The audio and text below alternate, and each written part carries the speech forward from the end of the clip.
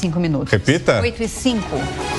Voltamos a Brasília. Mais um destaque da nossa reportagem. O ministro Flávio Dino, do Supremo Tribunal Federal, pediu explicações da Presidência da República e do Congresso Nacional sobre o cumprimento da decisão da Corte que proibiu o chamado orçamento secreto. Janaína Camelo. Em despacho publicado nesta sexta-feira, o ministro Flávio Dino intimou o presidente Lula, o presidente do Senado e do Congresso Nacional, Rodrigo Pacheco, e o presidente da Câmara dos Deputados, Arthur Lira, para que apresentem explicações sobre suposto descumprimento de decisão da Suprema Corte, que declarou inconstitucional as emendas de relator, conhecidas como orçamento secreto.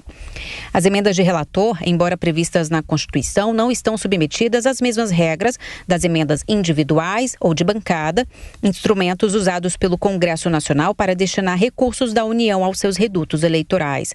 A prática é utilizada para barganhas políticas entre governo e Congresso. As emendas de relator ficam a cargo do relator geral da Comissão Mista de Orçamento. São regidas por regras internas do Legislativo e que não exigem transparência nas transferências, por exemplo. E por isso o pagamento dessas emendas por parte do Executivo não é obrigatório. No governo de Jair Bolsonaro, esse tipo de emenda ganhou mais espaço e até recebeu um código, RP9, para que os parlamentares pudessem identificar melhor o andamento dos repasses, o que ficou conhecido como orçamento secreto. No final de 2022, por 6 votos a 5, o STF considerou o orçamento secreto inconstitucional. Em seu despacho, Flávio Dino se baseia em relatórios da Associação Contas Abertas, da Transparência Brasil e da Transparência Internacional, que apontaram recente uso indevido das emendas de relator para efeitos de inclusão de novas despesas públicas ou programação no projeto de lei orçamentário anual. E cita as chamadas emendas PIX, modalidade de transferência de recursos da União usada pelos parlamentares, a quais os ministros destacam que tem alta opacidade e baixo controle. Em julho do ano passado, um dia antes da votação da reforma tributária no plenário da Câmara, o governo Lula liberou aos parlamentares mais de 5 bilhões de reais por meio das emendas PIX. Para este ano, o orçamento da União já separou mais de 8 bilhões de reais para deputados e senadores por meio desse tipo de transferência, onde os recursos da União caem direto na conta bancária das prefeituras. O orçamento prevê 25 bilhões de reais em emendas individuais, mas exige que metade desse valor seja destinado para a saúde. Da outra metade, que pode ser usada em qualquer área, quase 70% serão distribuídas por meio das emendas PIX. O prazo para apresentação de esclarecimentos ao STF por parte do presidente Lula e dos presidentes Rodrigo Pacheco e Arthur Lira é de 15 dias.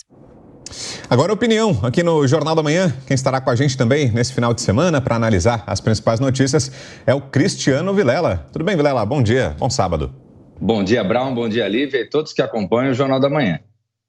Apesar das notícias serem novas, o assunto é antigo, né, Vilela? Orçamento secreto. E entre idas e vindas, essas mudanças que o Congresso Nacional fez, mudanças que o Supremo Tribunal Federal determinou, de fato, houve transparência a esse mecanismo? Será que esse problema da falta de transparência na distribuição dos recursos foi solucionado? Ou, como o STF está cobrando agora, o Congresso conseguiu dar um jeito de alterar o nome, mas manter o funcionamento do jeito que estava, hein, Vilela?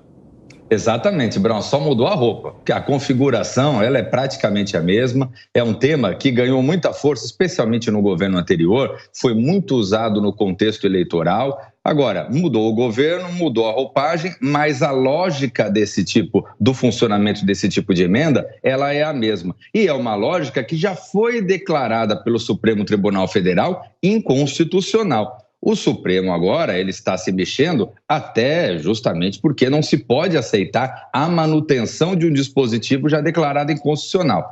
Isso promete, justamente por conta do fato de já termos tão enraizado esse mecanismo, isso promete com que a eventual crise que já existe entre os poderes, ela possa ser, inclusive, aumentada por conta dessa situação. O Supremo no sentido de fazer valer a sua decisão anterior e o Legislativo e o Executivo no sentido de justificar, no sentido de manter essa prática, que é uma prática que já foi declarada irregular.